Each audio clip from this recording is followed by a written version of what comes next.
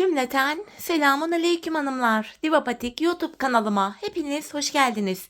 Bugün birlikte iki renkli çok güzel bir 5 şiş patik yapacağız. Ben patiğimde normal patiklik iplerden kullandım.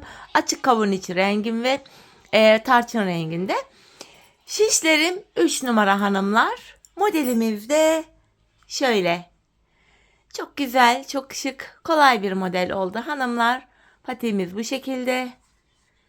Şöyle kenarlarımız, topuğumuz. Bu patik benim elimin ölçülerine göre 37, 38, 39 numara ayaklar için uyumlu oldu. Patiğimize hemen başlayalım. Ben her zaman olduğu gibi patiğime burun kısmından başladım hanımlar. 12 ilmek olarak 12 ilmek atacağım. 1, 2, 3, 4, 5, 6, 7, 8, 9, 10, 11 ve bir ilmek daha attım. 12. 12 ilmeğimi attım. Şimdi geri dönüyorum. Arka yüzdeyiz hanımlar. Bu ilk sırada kenar ilmeğimi alıyorum. İlmeklerimin hepsini ters olarak örüyorum.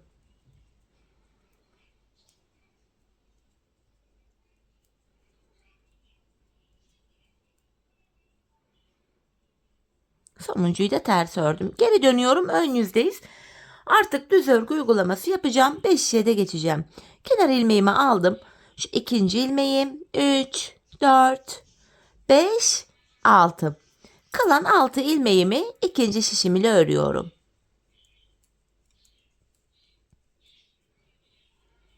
Şimdi hiç geri dönmeden ilk başladığımız yerlerden ilmekler çıkaracağız 3. şişimize. İlk ilmeğimi hemen şu kenara ilmeğin iki kanadına birden girerek çıkarttım. Devamında tığ yardımıyla ilmeklerimi çıkaracağım. Şişime takacağım. Başlangıç yerlerine ilmeğin iki kanadına birden girerek ilmek çıkartıyoruz. Sonra bu ilmekleri şişimize takıyoruz.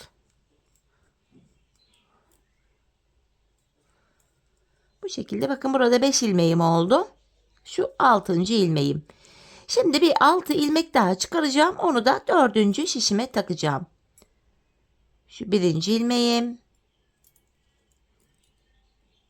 2. ilmeğim. 3, 4, 5 ve şu kenara da giderek bir ilmek de buradan çıkartıyorum. 6. 4 şişimde de 6'şar ilmeğim oldu. 5. şişimi aldım. Bir sıra ilmeklerimi düz öreceğim. 5 şiş patikte bir sıra dediğimiz olay şudur. 4 şişimizdeki ilmeklerimizi de örüp tamamlayınca bir sıra örmüş oluyoruz. İkinci şişime geldim. Buradaki ilmeklerimi de yine örüyorum. Boşalan şişimiz ile sıradaki şişteki ilmekleri örüyoruz. 5 şiş patik böyle aynı yöne dolana dolana örülüyor. Üçüncü şişimdeki ilmeklerimi de yine düz örüyorum. Dördüncü ve sonuncu şişime geldim. Burada da ilmeklerimi düz öreceğim. Böylece bir sıra ilmeklerimizi örmüş olduk. 4 şişimizi de ördük çünkü. Şimdi ilk şişimize geldik. Artırmalara başlayacağız. Patik burnumuza baktığımızda artırma işlemini şu sağ ve sol kenardan yapacağız. Şu orta kısımdan artırma yapmayacağız. İlk şişimdeyim. Kenarımız hemen başta. İlk 2 ilmeğimi örüyorum. Ardından ikinci ilmeğimin altındaki şu ilmeğin kenarına girdim. Ve buradan aldığım ilmeğimi düz örüyorum. Kalan 4 ilmeğim düz örülüyor. Birinci şişimde artırmamı yaptım. 7 ilmeğim oldu. İkinci şişime geldim. Kenar sol tarafta. Son 2 ilmeğim kalana kadar örüyorum. Sondan ikinci ilmeğimin altına girdim ve buradan aldığım ilmeğimi düz örüyorum. Kalan 2 ilmeğim düz örülüyor. Üçüncü şişime geldim. Kenarımız hemen başta. İlk 2 ilmeğimi örüyorum. İkinci ilmeğimin altındaki şu ilmeğin kenarına girdim ve buradan aldığım ilmeğimi de düz ördüm.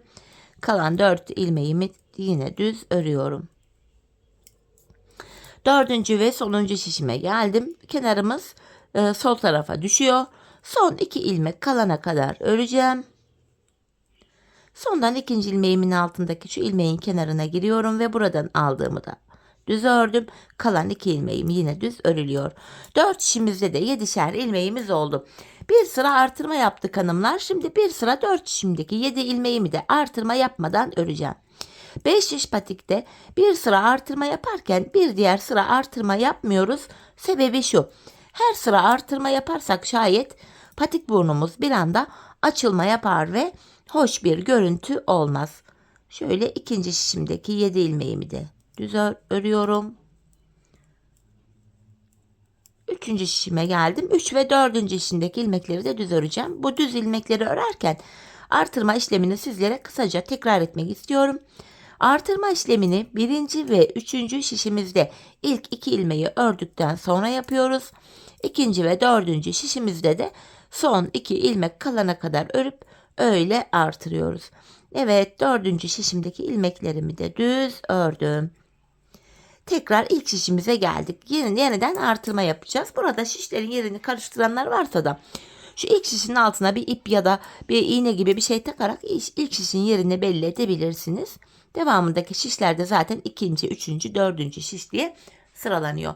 Şimdi kenarımız başta. Yeniden artırmaları yapacağız. İlk 2 ilmeğimi örüyorum. İkinci ilmeğimin altındaki şu ilmeğin kenarına girdim ve buradan aldığım ilmeğimi düz ördüm. Kalan 5 ilmeğimi düz örüyorum. Birinci şişimde 8 ilmeğim oldu. İkinci şişime geldim. Kenarımız sol tarafa düşüyor. Son 2 ilmeğim kalana kadar örüyorum. Sondan ikinci ilmeğimin altındaki şu ilmeğin kenarına girdim ve buradan aldığım ilmeğimi de düz ördüm. Kalan 2 ilmeğim yine düz örülüyor. Burada da yine 8 ilmek oldu. Üçüncü şişime geldim. Kenarımız hemen başta. İlk 2 ilmeğimi örüyorum. İkinci ilmeğin altındaki şu ilmeğin kenarına girdim ve buradan aldığım ilmeğimi de ördüm. Kalan 5 ilmeğimi de düz örüyorum. İlk 3 şişimde 8'er ilmeğim oldu. Dördüncü ve sonuncu şişimdeyim. Son 2 ilmek kalana kadar öreceğim. Sondan ikinci ilmeğimin altına giriyorum ve buradan aldığımı da düz ördüm. Kalan 2 ilmeğim düz örülüyor. 4 şişimizde de 8'er ilmeğimiz oldu. Şimdi bir sıra düz öreceğiz hanımlar. Çünkü artırma yaptık en son. Sonra tekrar artıracağız. Düz öreceğiz, artıracağız. Patik burnunu böyle tamamlayacağız. Ben bu modelimde hanımlar her bir şişimde 14'er ilmeğim olana kadar artırmalarımı yaptım. Ardından modelime başladım. Şimdi hep birlikte artırmalarımızı yapalım, gelelim. Ardından birlikte modelimizi kuralım. Evet hanımlar, ben her bir şişimde 14'er ilmeğim olana kadar artırmalarımı yaptım, geldim. Şimdi modelimize başlayacağız. Şu açık renkli ipimi alıyorum. Modelimiz toplamda 6 sıradan oluşuyor. Şimdi ilk şişimdeyim. Modelimde ilk sıram. İlmeklerimi bu açık renkli ipim ile düz olarak öreceğim. Hemen ilk 2 ilmeğimi ördükten sonra ipimin ucunu öncelikle düğümlüyorum. Patiğimiz sökülmesin. Şöyle. İlmeklerimin tamamını bu açık renkli ipim ile düz öreceğim. Düz örgü uygulaması yapıyoruz. Modelde birinci sıramız.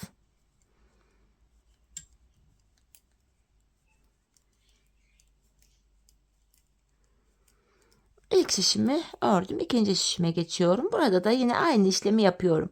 İlmeklerimin hepsini düz olarak örüyorum. Düz örgü olduğu için buraları hızlı örüyorum hanımlar. Buralarda model kurulumu falan yok. Diğer şişime geldim. Üçüncü şişime. Burada da aynı işlemi tekrarlıyorum.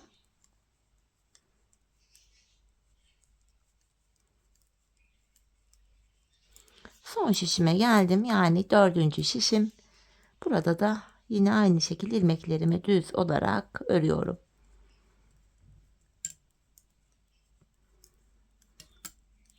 Evet. Sonuncu ilmeğimi de ördüm. Modelimizde birinci sırayı tamamladık. Tekrar ilk şişimdeyim. Modelimde ikinci sırayı yapacağım. Bu sıramızda yine aynı işlemi yapıyorum. Bu açık renkli ipim ile ilmeklerimi düz olarak örüyorum. Bu ikinci sıram.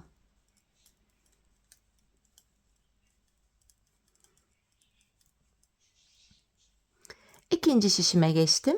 Yine burada da düz örmeye devam edeceğim.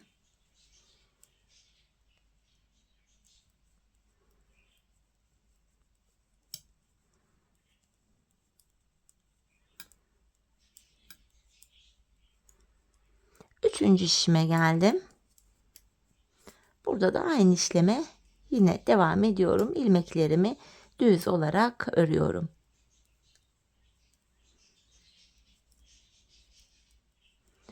Dördüncü ve sonuncu şişime geldim. Yine ilmeklerimi düz olarak öreceğim.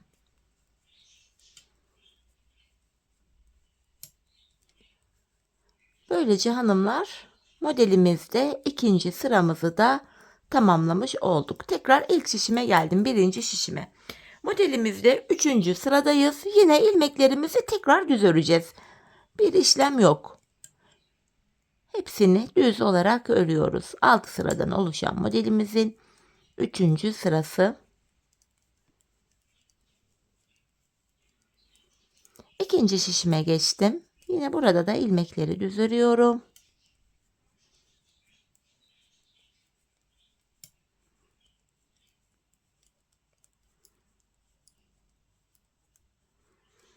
Üçüncü şişime geçtim.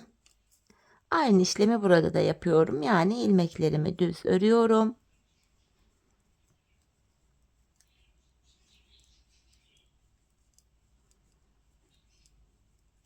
Dördüncü ve sonuncu şişime geldim. Düz olarak buradaki ilmeklerimi de öreceğim. Bu şekilde modelimizin üçüncü sırasını da tamamlamış olduk hanımlar. Şimdi tekrar ilk şişime geldim. Modelimizde dördüncü sıramız. Bu sıramızda da tekrar ilmeklerimizi yine aynı şekilde düz örüyoruz. İlk 4 sırada ilmeklerimizi düz olarak örüyoruz hanımlar. İlk 4 sırada model kurulumu yok. İlmeklerin hepsi böyle düz örülüyor. İkinci şişime geldim. Yine burada da ilmeklerimi düz öreceğim.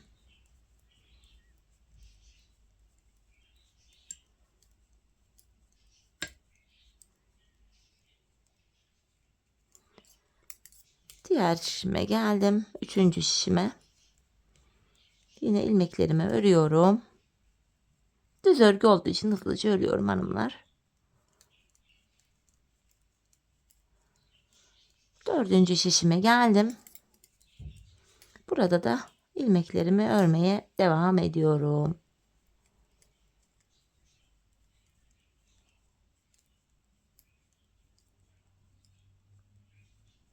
Evet.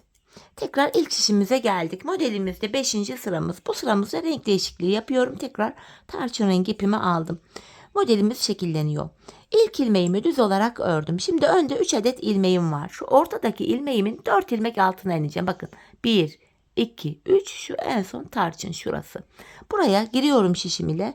Şöyle bir arkadan şimdi taktım. Tarçın ipim ile bir uzunca bir ilmek çıkarttım. Öndeki 3 ilmeğimi örmeden sağ şişime alıyorum. Bu uzun tarçın ilmeğimi 3 ilmeğin üstünden atlatıp arkada bıraktım.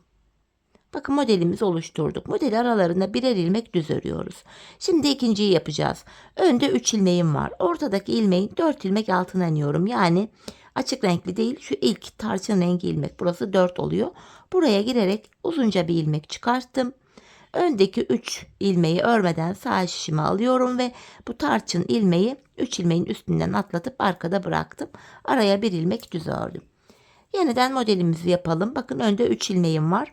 Ortadaki ilmeğin 4 ilmek altına yani şu tarçın yere girerek uzunca bir ilmek çıkarttım. Öndeki 3 ilmeği örmeden sağ şişime alıyorum ve bu uzun tarçın ilmeği 3 ilmeğin üstünden atlatıp arkada bıraktım. Yanına bir ilmek düz örüyorum. Şimdi tekrar öndeki 3 ilmeğe model kuracağız. Burada hanımlar modeli rahat kurabilelim diye bu ilmeği ikinci şişime alacağım. İlk şişimde 13, ikinci de 15 ilmek oldu. Şimdi ilmekleri tekrar bilek ayrımı yaparken yerli yerine koyacağız. Şimdi önde 3 ilmeğim var. Ortadaki ilmeğin 4 ilmek altına iniyorum. Yani tarçın yere girdim. Uzun bir ilmek çıkarttım. Öndeki 3 ilmeği örmeden sağ şişime alıyorum ve bu tarçın ilmeğimi 3 ilmeğin üstünden atlattım. Bir ilmek düz örüyorum. Modelimiz bu şekilde devam ediyor hanımlar. Şöyle bakın. Aralara birer ilmek düz örüyoruz. 3 ilmeğe model kurulumu yapıyoruz. Bakın yine tarçın ilmeği atlattım 3 ilmeğin üstünden bir ilmek düz ördüm. Son 3 ilmek kaldı ikinci şişimde. Yine ortadaki ilmeğin 4 ilmek altına inerek uzun bir ilmek çıkarttım. Öndeki 3 ilmeği sağ şişime aldım ve uzun ilmeği atlatarak 3 ilmeğin üstünden arkada bıraktım. 3. şişime geldim. Hemen buraya bir ilmek düz örüyorum. Modele devam ediyoruz.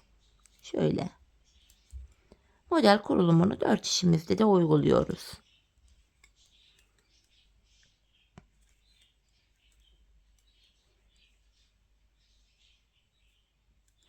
Bir ilmek düz ördüm. Tekrar öndeki 3 ilmeğime modelimi kuruyorum.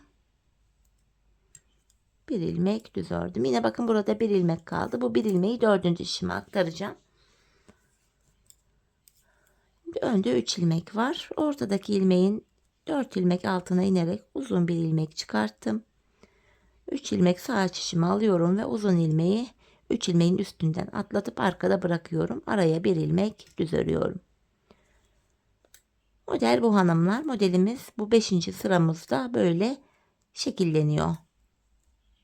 Yine alta inerek şöyle bir ilmek çıkarttım. Bu şekilde son 3 ilmeğim kaldı. Modelimi son kez burada da tekrar ediyorum. 3 ilmeğin üstünden atlattım tarçın ilmeği. İlk şişime geldim. Yani modelde 5. sırayı tamamladık. Şimdi hanımlar modelimizde 6. sıramız yapacağız. Bakın şeklimiz bu sıramızda şöyle oluştu. Şimdi de 6. sıramızı yapalım hanımlar. Sonuncu sıramız. Bu sıramızda bakın 3'er tane krem ilmeğimiz var. Böyle açık renkli ilmeğimiz var.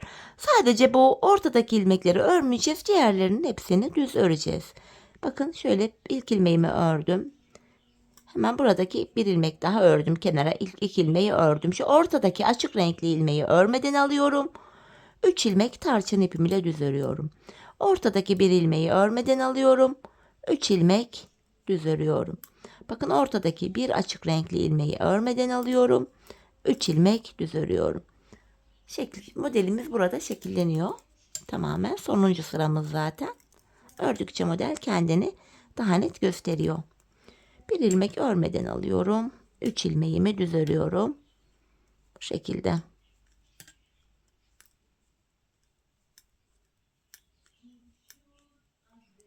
Evet. 3. şişime geldim. Burada da yine ilmeklerimi düz örüyorum. Sadece 3 tane açık renkli ilmeğimiz var. Tam ortadaki ilmeği örmeden sağ şişimize alıyoruz hanımlar. 2 tane ilmeğimi tarçın ipimle ördüm. 4. şişime geldim. Hemen 3.'yü de örüyorum. Tam ortadaki bir ilmeğimi örmeden sağ şişime alıyorum. Evet, böylece ilk modelimizi tamamlamış olduk hanımlar. 1. modelimizi bitirdik. Model aralarına hanımlar 2 sıra ilmeklerimizi düz öreceğiz. Ana renk ipimiz ile tarçın ipimiz ile. Şimdi ilmeklerin tamamını bu tarçın rengi ipim ile düz olarak örüyorum. İlk modeli bitirdik. Bakın şu model aralarında 2 sıra ilmekleri düz örüyoruz. 2 sıra dediğimiz olay da şudur. Bakın ilk şişimi ördüm. Şöyle. Şimdi diğer 3 şişimi de öreceğim. Bir sıra örmüş olacağız. Tekrar 4 şişimizdeki ilmekleri bir kez daha öreceğiz. 2 sıra olacak. Bu şekilde 2 sıra ilmeklerimizi örelim, gelelim. Evet hanımlar, 2 sıra boyunca ilmeklerimi ördüm, geldim. Şimdi 6 sıradan oluşan modelimizi tekrar edeceğiz. Yapacağımız işlem aynı hanımlar. Tekrar açık renkli ipime geçiyorum. İlmeklerimi açık renkli ipim ile bu şekilde öreceğim. İlk modelde nasıl yaptıysak ikinci modelde de aynı işlemi uygulayacağız hanımlar. Bu şekilde bakın ilk şişimdeki ilmeklerimi ördüm. Şimdi bu açık renkli ipimiz ile 4 sıra yani 4 şişimizi 4 kere dolanacağız. 4 sıra ilmeklerimizi örelim, ardından buluşalım. Evet hanımlar, 4 sıra bu açık renkli ipim ile ilmeklerimi ördüm, geldim. Şimdi modelde 5. sıramı yapacağım. Tarçın ipimi alıyorum. İlk modelin 5. sırasında yaptığımız işlemin aynısını yapacağız. İlk ilmeğimi düz ördüm. Şimdi önde 3 ilmeğim var. Bu ortadaki ilmeğimin 4 ilmek altına ineceğim. 1, 2, 3. Bakın şu ilk tarçın şuraya. Buraya kadar indim. Bir ilmek çıkarıyorum. öndeki 3 ilmeğimi sağ şişime örmeden aldım ve bu uzun ilmeği 3 ilmeğin üstünden atlatıp şöyle arkada bırakıyorum. Yanına bir ilmek düz örüyorum. Tekrar bu 5. sıramızda ilk modelde olduğu gibi modelimizi şekillendiriyoruz. Şöyle araya bir ilmek düz ördüm. Tekrar önde 3 ilmeğim var. Alttan girerek şöyle bir ilmek çıkartıyorum. Ortanca ilmeğin 4 ilmek altına girip bu uzun ilmeği 3 ilmeğin üstünden atlattım. Bir ilmek düz örüyorum. Tekrar diğer 3 şişimizde de aynı modeli tekrar edeceğiz. Diğer 3 şişimizde de yine modelimizi kuralım, gelelim. Evet, diğer 3 şişime de aynı şekilde modelimi kurdum. Şimdi tekrar ilk şişimdeyim. Modelimizde 6. ve sonuncu sıramız hanımlar. İlk 2 ilmeğimi düz örüyorum. Bu ortadaki açık renkli ilmeğimi örmeden alıyorum. Devamında 3 tarçın, bir açık renkli ilmeği örmeden alıyorum. 3 tarçın örüyorum. Bir açık renk ilmeğimi örmeden alıyorum. Bu şekilde devam ediyor. Şöyle. Diğer 3 işimizi de tamamlayalım, gelelim. Evet hanımlar, diğer 3 işime de aynı şekilde modelimi kurdum, geldim. Şimdi modelimizi tamamladık. İkinci modelimiz de bitti. Şimdi tekrar model arasına 2 sıra düz öreceğiz hanımlar. Tarçın rengi ipimiz ile 2 sıra ilmekleri düz öreceğiz. Yani 4 şişimizdeki ilmekleri 2 sıra öreceğiz. Ardından yeniden 6 sıradan oluşan modelimizi kuracağız. Bu şekilde ilk şişimizi ördük. 2 sıra örüp geleceğiz. Sonra aynı modeli tekrar edeceğiz. Bakın ilk 2 modeli yaptık. Aynı şekil ilk 2 modelle aynı hizada aynı sayılarla 3.'yü yapacağız. Ardından yine 2 sıra ilmekleri ana renk ipimizle ördükten sonra 4. modeli yapacağız. Tekrar 2 sıra ördükten sonra 5. modeli yapacağız. 5. modelden sonra tekrar ilmekleri 2 sıra öreceğiz. Bilek ayrımına geçeceğiz. Toplamda 5 model kuracağız hanımlar. Şimdi bu şekilde 5 modelimizi yapalım. Kafam karışıyor, ben yapamıyorum diyen varsa da videoyu geri alarak ilk modelin sıralamalarını takip ederek diğer modelleri de rahatlıkla yapabilirsiniz. Bu şekilde diğer modellerimizi de tamamlayalım.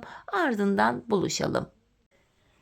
Evet hanımlar, 5 tane modelimi yaptım ve geldim, modelimi tamamladım. 5. modelimden sonra da ilmeklerimi 2 sıra ana renk ipim ile düz ördüm. Açık renkli ipimin de ucunu kestim. Arkaya düğümledim, gizledim hanımlar. Şimdi bilek ayrımını yapacağım. Şimdi yine ilk şişimdeyim, birinci şişimde. Öncelikle model kurulumu yaparken ilmeklerimiz burada kaymıştı. Tekrar ilmeklerimi şişlerime 14 olarak ayırdım. Bilek ayrımı tam ortadan olsun diye. Şimdi ilk şişimdeyim. Son bir ilmeğim kalana kadar ilmeklerimi örüyorum. Düz olarak örüyorum. Bakın burada son bir ilmeğim kaldı. Bu sonuncu ilmeğim ile ikinci şişimdeki ilk ilmeğimi alıyorum. Bu iki ilmeği şöyle birbiriyle yer değiştirdim. Yer değiştirdiğim ilk ilmeğimi ilk şişimle örüyorum. Bilek ayrımında yani şurada ilmekleri yer değiştirerek örüyorum. Sebebi şu, bilek ayrımı yaptığımız yer daha sıkı ve sağlam oluyor. Şimdi ikinci şişimdeyim. Hanımlar, ben patiğimin şu kenar bölümlerine 8'er ilmek haroşa ördüm. Ben örgümüzün hem ön hem arka yüzünde düz örgü örerek haroşalarımı elde ediyorum. İkinci şişimdeyim. Bu bilek kenarındaki ilk 8 haroşa ilmeğimi düz örüyorum. 6, 7, 8. Şimdi devamındaki ilmeklerimi de ön yüzdeyim düz olarak öreceğim. Artık patiğimizin arka bölümüne geçtik hanımlar. Arka bölümde ön yüzde düz örgü, arka yüzde de ters örgü uygulaması yapıyoruz. Bilek ayrımına kadar öreceğim, ardından geri döneceğim. Geri döndüğümüzde arka yüzde olacağımız için ilmeklerimizi ters öreceğim. Sadece bilek kenarlarındaki 8'er ilmek haroşamızı haroşa olarak örmemiz gerekiyor.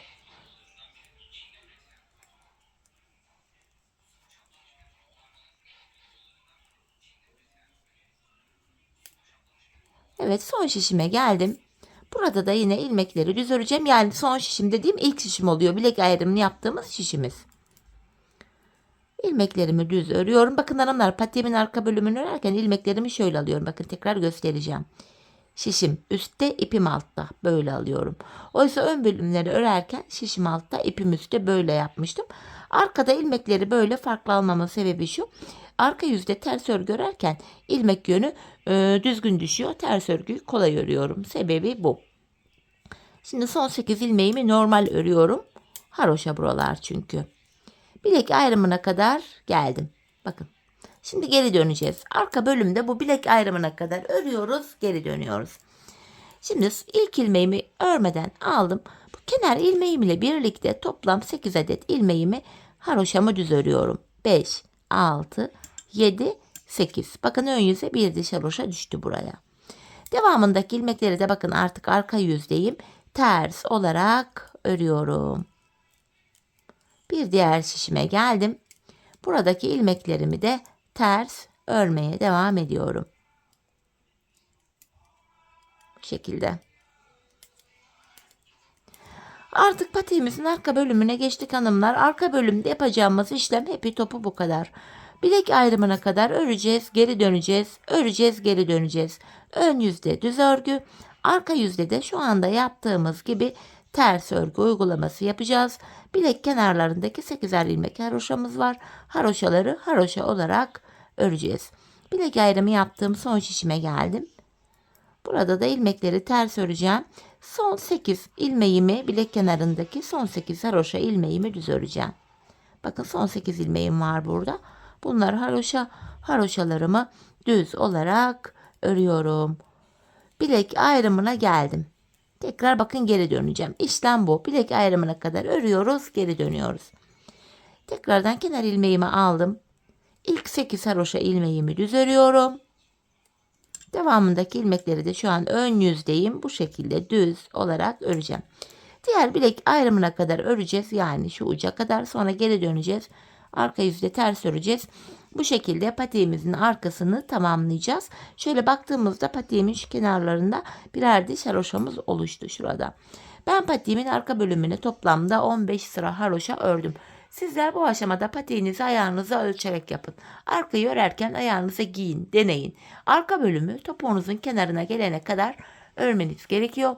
Bu şekilde ölçü alarak yaparsanız patiğiniz ayağınıza tam olur. Şimdi hep birlikte ölçülerimize göre patiğimizin arka bölümünü örelim, ardından buluşalım, topuğumuzu birlikte keseceğiz. Evet hanımlar, patiğimin arka bölümünü ördüm, geldim. Burada 15 sıra haroşam var. Bilek ayrımından sonra bakın şu bölüm genişlediği için ilmeklerim dümdüz duruyor. Şöyle tek şişte toplanacak duruma geldi. Ben de bu aşamada topuk kesiminde bana kolaylık sağlasın diye ön yüzden baktığımızda sol tarafa 24 ilmek ayırdım. Kalan ilmeklerimi de sağ şişime taktım. Şimdi topuğumuzu öreceğiz. Bu topuk bölümünde kenardaki 8 ilmek haroşamızı yine haroşa olarak öreceğiz hanımlar. Model bütünlüğü sağlansın diye. 8 haroşamı ördüm. Ön yüzdeyim. İlmeklerimi düz olarak ve sayarak örmeye devam edeceğim. 8 haroşamı örmüştüm. 9, 10, 11, 12, 13, 14, 15, 16, 17, 18, 19, 20, 21, 22, 23 ilmek ördüm. 24. de öndeki ikisini kesiyorum. Zaten buraya da 24 ilmek ayırmıştık. Burada da 24. ilmekte kesimi yaptık. Topuğumuz için ortaya baktığımızda burada 7 ilmek kaldı. Bu 7 ilmek her sırada, her seferinde birer birer kesilecek, eksilecek, bitecek ve böylece topuğumuz oluşacak. Şimdi kesim yaptıktan sonra geri dönüyorum. Arka yüzdeyim. İlk ilmeğimi örmeden aldım. Arka yüzde olduğum için buradaki ilmeklerimi ters olarak örüyorum. Sadece kenardaki son 8 haroşa ilmeğimi düz öreceğim. Bu şekilde son 8 ilmeğime geldim. Haroşalarımı düz olarak örüyorum. Sonuncuyu da ördüm. Tekrar geri dönüyorum hanımlar. Yeniden ön yüzdeyiz. Bir önceki sırada yaptığımız işlemin aynısını yapacağım. Yani ilk 23 ilmeğimi öreceğim. 24. ilmekte kesimimi yapacağım. 8 haroşamı ördüm, sayarak gidiyorum. 9, 10, 11, 12, 13, 14, 15, 16, 17, 18, 19, 20, 21, 22, 23. 24. ilmekte öndeki ikisini kesiyorum. Şimdi baktığımızda şu arada 6 ilmek kaldı. Şimdi tekrar geri döneceğiz. Arka yüzde ilmekleri öreceğiz. Ön yüzde tekrar 23 örüp 24'te kesim yapacağız. Bu 6 ilmek bitene kadar kesimlere devam edeceğiz. Şimdi hep birlikte topuğumuzu örelim, gelelim. Evet hanımlar, topuğumuzu ördüm geldim. İlk başta sol tarafa 24 ilmek ayırmıştık. Kesimlerden sonra sağ şişimizde de 24 ilmeğimiz kaldı. Patiğimin düz tarafı içeride, ters tarafı da dışarıda olacak şekilde ikiye katladım. Tığ ile kesim yapacağım hanımlar. Tığımı aldım. İlk kesimim şöyle. Benden taraftaki şişten bir ilmek, ikinciden de bir ilmek aldım. İkisini bir topluyorum. Diğer kesimlerim de şöyle oluyor. Benden taraftaki şişten bir ilmek, ikinciden de bir ilmek aldım. İkinci ilmeği ilkinin içinden geçirdim. Tığımdaki ilmekleri topluyorum. Benden taraftaki şişten bir ilmek, ikinciden de bir ilmek aldım. İkinci ilmeği ilk ilmeğin içinden geçiriyorum. Tığımdaki ilmekleri topluyorum. Karşılıklı olarak şişlerimizden birer tane ilmek alıyoruz ve ikinci şişten aldığımız ilmeği ilk şişten aldığımız ilmeğin içinden geçiriyoruz. Tığımızdaki ilmeklerimizi topluyoruz. Her iki patiğimizin topuğu da aynı yöne, aynı şekilde kesiliyor. Kalan ilmekleri de keselim, gelelim. Evet, ilmeklerimi kestim. Son birer ilmeğim kaldı. Önce benden taraftaki, sonra ikinci şişimdeki ilmeğimi tığıma aldım. Tığımda 3 ilmeğin üçünü bir topluyorum. 2 tane de zincir çektim ve ipimi kesiyorum. Patiğimizi tamamladık hanımlar. Hemen şu ipimizin ucunu arkaya tekrar zincir tekniğiyle şöyle düğümleyerek sıkılıyorum. Bu şekilde ilmek aralarına girerek böyle ipimizin ucunu gizliyoruz. Evet, topuğumuzu tamamladık. Bakın hanımlar, topuğumuzun duruşu şöyle, ayağı giyince böyle duruyor. İzi bile belli değil, gizli kesim. Patiğimiz bu şekilde. Hemen manken ayağıma da giydireyim, birlikte modelimizin ayaktaki duruşuna da bakalım. Çok güzel, çok şık, hoş bir model oldu hanımlar. Ben çok beğenerek, çok severek yaptım. Umarım sizler de benimle birlikte beğenerek, severek yaparsınız. Bakın patiğimizin ayaktaki duruşu da böyle. Tabanımız, topuğumuz. Evet, yine birlikte güzel bir modelin daha sonuna geldik. Umarım sizlere faydalı, hoş bir video olmuştur. Yeni modellerde, yeni videolarda buluşmak dileğiyle. Şimdilik hoşça kalın, sağlıcakla kalın.